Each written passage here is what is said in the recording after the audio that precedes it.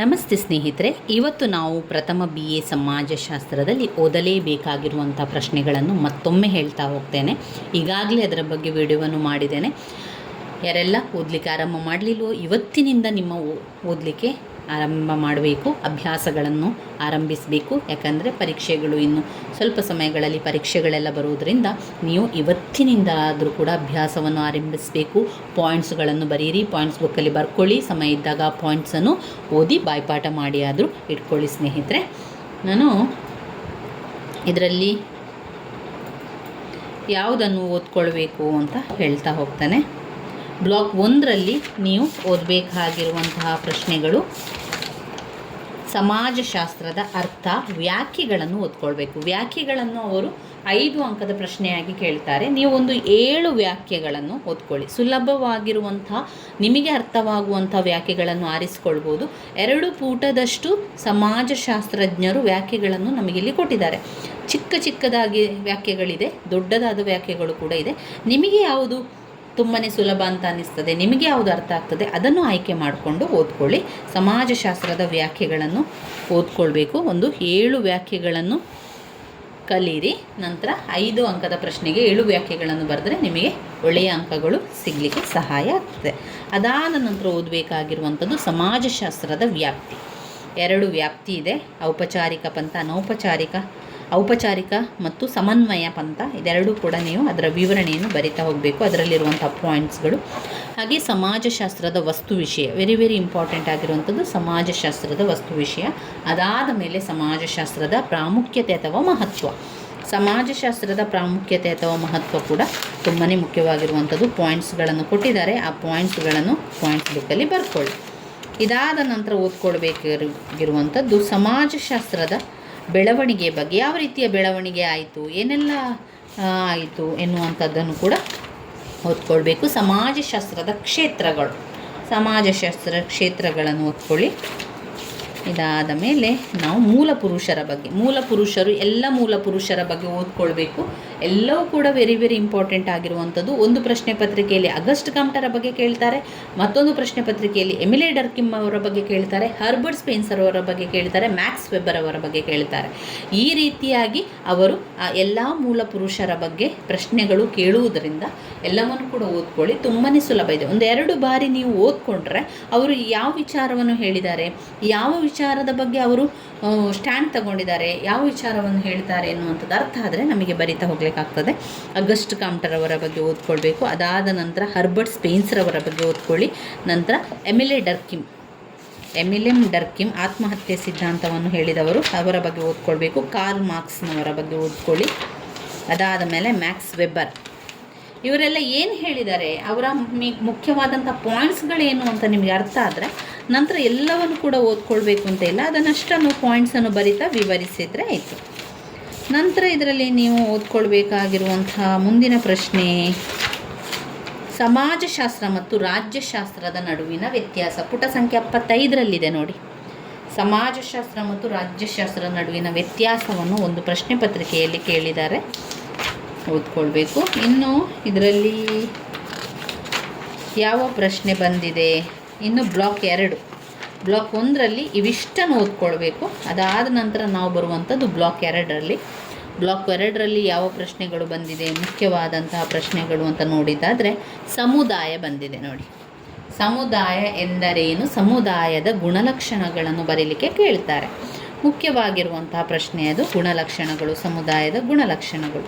ಮತ್ತು ಸಮಾಜ ಮತ್ತು ಸಮುದಾಯದ ನಡುವಿನ ವ್ಯತ್ಯಾಸಗಳನ್ನು ತಿಳಿಸಿ ಅಂತ ಕೇಳಿದ್ದಾರೆ. 5 ಅಂಕದ ಪ್ರಶ್ನೆಯಾಗಿ ಅದನ್ನು ಓದ್ಕೊಳ್ಬೇಕು.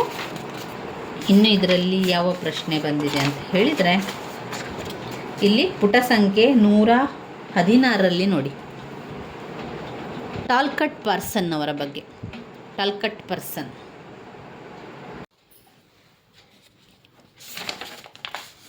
ಇನ್ನು ಇದರಲ್ಲಿ ಓದಲೇಬೇಕಾಗಿರುವಂತಹ ಮುಖ್ಯವಾದ ಪ್ರಶ್ನೆ ಟಾಲ್ಕಟ್ ಪರ್ಸನ್ ಅವರ ಬಗ್ಗೆ ಬರಿಬೇಕು. ಉಪವ್ಯವಸ್ಥೆ 4 ಉಪವ್ಯವಸ್ಥೆ ಇದೆ, ಜೈವಿಕ ವ್ಯವಸ್ಥೆ ಎಲ್ಲ ಬರಿಬೇಕು. ಟಾಲ್ಕಟ್ ಪರ್ಸನ್ ಅವರ ಬಗ್ಗೆ ಪ್ರಶ್ನೆಗಳು ಬಂದಿದೆ. 10 ಅಂಕಕ್ಕೆ ಅಥವಾ 15 ಅಂಕಕ್ಕೆ ಕೇಳುವಂಥ ಪ್ರಶ್ನೆಯಾಗಿದೆ.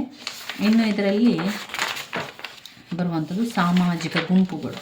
ಸಾಮಾಜಿಕ ಗುಂಪುಗಳಲ್ಲಿ ಗುಂಪು ಕಾರ್ಯಗಳು, ಸಾಮಾಜಿಕ ಗುಂಪಿನ ಗುಣಲಕ್ಷಣಗಳು ಮತ್ತು ಸಾಮಾಜಿಕ ಗುಂಪು ಕಾರ್ಯಗಳು 5 ಅಂಕಕ್ಕೂ ಬಂದಿದೆ, 10 ಅಂಕಕ್ಕೂ ಕೂಡ ಕೇಳಿರುವಂತಹ ಪ್ರಶ್ನೆ.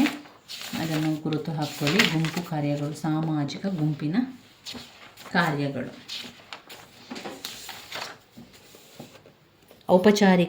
ಔಪಚಾರಿಕ ಗುಂಪುಗಳ ಬಗ್ಗೆ ಓದ್ಕೊಳ್ಳಿ. ಅನೌಪಚಾರಿಕ ಗುಂಪು,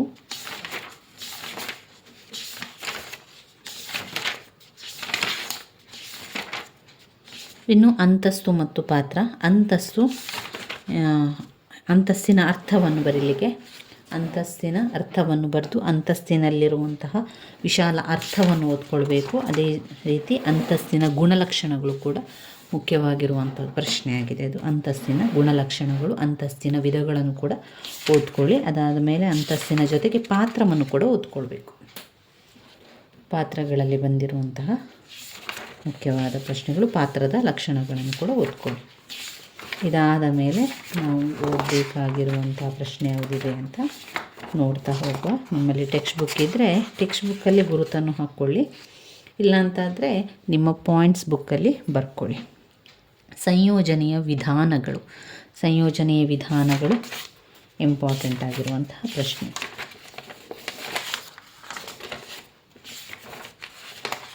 ಇನ್ನು ಬರುವಂಥದ್ದು ಬ್ಲಾಕ್ 3 ಸಂಸ್ಕೃತಿಯಲ್ಲಿ ನೀವು ನೋಡಬೇಕಾಗಿರುವಂಥದ್ದು ಸಂಸ್ಕೃತಿಯ ಅರ್ಥ, ಸಂಸ್ಕೃತಿಯ ವ್ಯಾಖ್ಯೆಗಳು, ಹಾಗೆ ಸಂಸ್ಕೃತಿಯ ಮೂಲಾಂಶಗಳನ್ನು ಓದ್ಕೊಳ್ಬೇಕು. ಸಂಸ್ಕೃತಿಯ ಮೂಲಾಂಶಗಳು.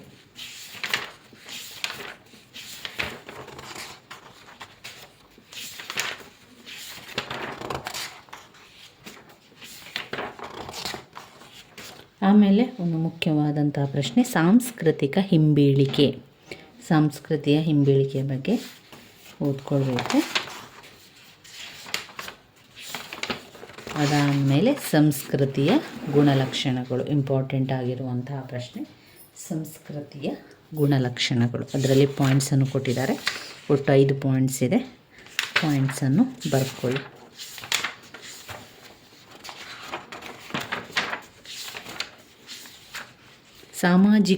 ಸಾಮಾಜೀಕರಣದ ಉದ್ದೇಶಗಳು, ಸಾಮಾಜೀಕರಣದ ಪ್ರಕ್ರಿಯೆಯನ್ನು ಕೂಡ ಓದ್ಕೊಳ್ಬೇಕು. ಸಾಮಾಜಿಕ ಪ್ರಕ್ರಿಯೆ ಇಂಪಾರ್ಟೆಂಟ್ ಆಗಿರುವಂತಹ ಪ್ರಶ್ನೆ.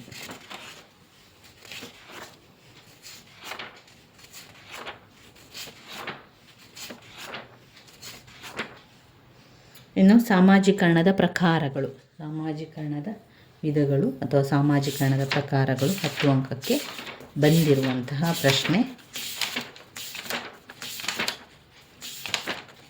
ಇನ್ನು ಸಾಮಾಜೀಕರಣದ ನಿಯೋಗಿಗಳು ಇಂಪಾರ್ಟೆಂಟ್ ಆಗಿರುವಂಥದ್ದು. ಒಟ್ಟು 6 ಪಾಯಿಂಟ್ಸ್ ಇದೆ ಅದರಲ್ಲಿ. ಸಾಮಾಜೀಕರಣದ ನಿಯೋಗಿಗಳಲ್ಲಿ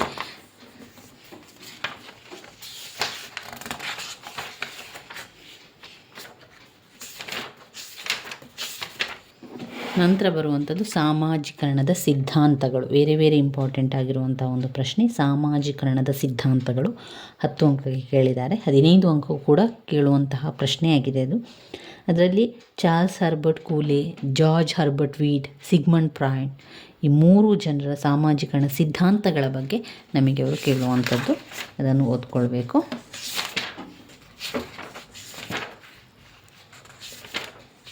ಇನ್ನು ಬರುವಂಥದ್ದು ಆನುವಂಶಿಕತೆ ಮತ್ತು ಪರಿಸರ. ಆನುವಂಶಿಕತೆ ಮತ್ತು ಪರಿಸರದಲ್ಲಿ ಮೊದಲಿಗೆ ಆನುವಂಶಿಕತೆಯ ಅರ್ಥವನ್ನು ತಿಳ್ಕೊಳ್ಳಿ.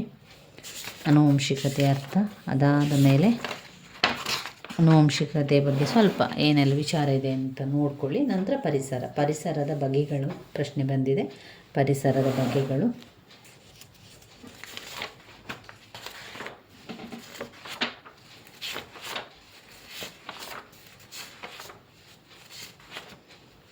ಇನ್ನು ಘಟಕ 20 ಅಪವರ್ತನೆಯಲ್ಲಿ ಓದ್ಕೊಳ್ಬೇಕಾಗಿರುವಂಥದ್ದು ಅಪವರ್ತನೆಯ ಅರ್ಥ, ಆಮೇಲೆ ಅಪವರ್ತನೆಯ ವಿಧಗಳು ಕೂಡ ಇಂಪಾರ್ಟೆಂಟ್ ಆಗಿದ್ದು. ಆಮೇಲೆ ಅಪವರ್ತನೆಯನ್ನು ಸುಗಮಗೊಳಿಸುವಂಥ ಅಂಶಗಳು,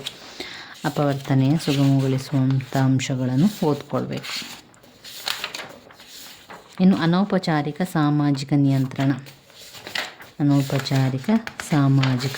ನಿಯಂತ್ರಣಗಳು ಹಳೆಯ ಪ್ರಶ್ನೆ ಪತ್ರಿಕೆಯನ್ನು ಕೂಡ ನೋಡಿಕೊಳ್ಳುವ. ಔಪಚಾರಿಕ ಸಾಮಾಜಿಕ ನಿಯಂತ್ರಣ, ಇಂಪಾರ್ಟೆಂಟ್ ಆಗಿರುವಂಥ ಪ್ರಶ್ನೆ. ಔಪಚಾರಿಕ ಸಾಮಾಜಿಕ ನಿಯಂತ್ರಣಗಳು. ಇನ್ನು ಸಾಮಾಜಿಕ ಸ್ತರವಿನ್ಯಾಸ. ಸಾಮಾಜಿಕ ಸ್ತರವಿನ್ಯಾಸದಲ್ಲಿ ತುಂಬ ಮುಖ್ಯವಾದ ಪ್ರಶ್ನೆ ಇದೆ. ಯಾವುದೆಲ್ಲ? 1. ಸಾಮಾಜಿಕ ಸ್ತರವಿನ್ಯಾಸದ ಗುಣಲಕ್ಷಣಗಳನ್ನು ಓದ್ಕೊಳ್ಬೇಕು. ಸಾಮಾಜಿಕ ಸ್ತರವಿನ್ಯಾಸದ ಬಗೆಗಳನ್ನು ಓದ್ಕೊಳ್ಬೇಕು. ಹಾಗೆಯೇ ಸಾಮಾಜಿಕ ಸ್ತರವಿನ್ಯಾಸದ ಕಾರ್ಯಗಳು. ಈ 3 ಪ್ರಶ್ನೆಗಳೋಡ ಪದೇ ಪದೇ ರಿಪೀಟ್ ಆಗಿರುವಂಥ ಪ್ರಶ್ನೆಗಳು. ಆದ್ದರಿಂದ ಇದು ನೀವು ಓದ್ಕೊಳ್ಳೇಬೇಕಾಗಿರುವಂಥ ಪ್ರಶ್ನೆಯಾಗಿದೆ.